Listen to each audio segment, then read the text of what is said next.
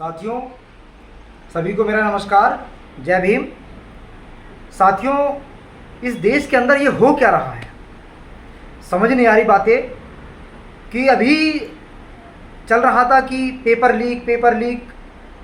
तो paper leak के साथ साथ तमाम पुलें लीक हो रहे हैं, तमाम टर्मिनल लीक हो रहे हैं,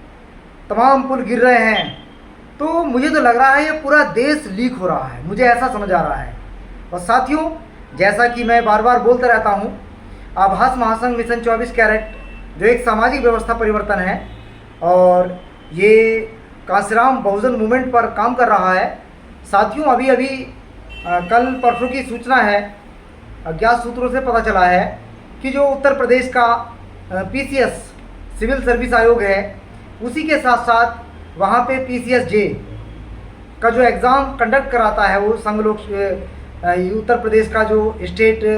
आयोग है, वहाँ से ये सूचना फैली है कि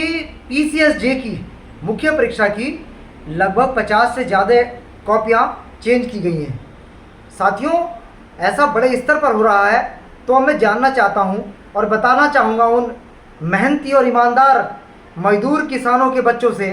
जो दिन रात मेहनत कर रहे हैं, दिन रात किताबों में अपना दिमाग और अपनी आंखें ताड़ रहे हैं। साथियों, जब आप लोग पढ़ते पढ़ते इतना पढ़ लेते हो और वहाँ पर जाकर के अचानक कुछ और लोग या अलग तरीक़ों से अनुचित साधनों से सिलेक्शन ले लेते हैं, तो फिर मैं बताना चाहूँगा इस देश के उन छात्रों से, जो छात्र गांव से निकल करके, जो छात्र झुग्गी झोंपड़ियों से निकल करके, जो छात्र खेतों से निकल करके, जो छात्र उद्योगों में काम करते हुए इस देश के अंदर सरकारी नौकरी की ललक में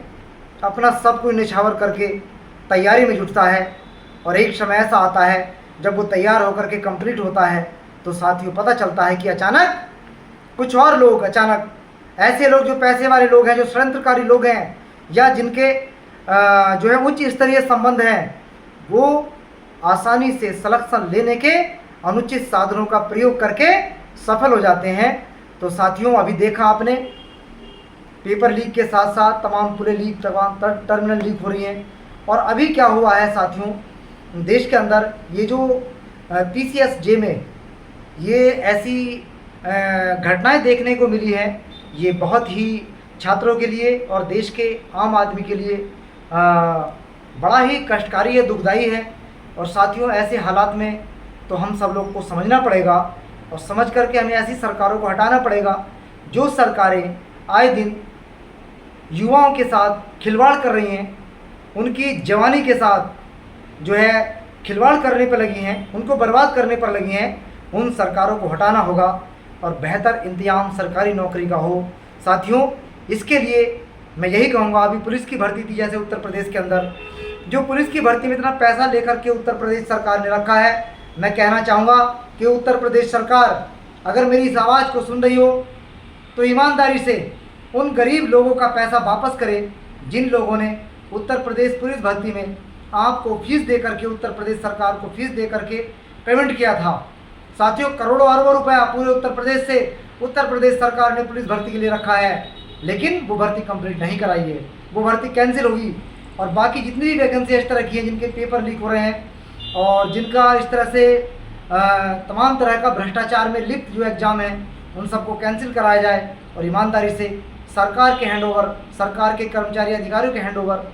एग्ज़ाम कंडक्ट कराया जाए। और साथियों, अगर नहीं बस में है तो सरकार से इस्तीफा दे करके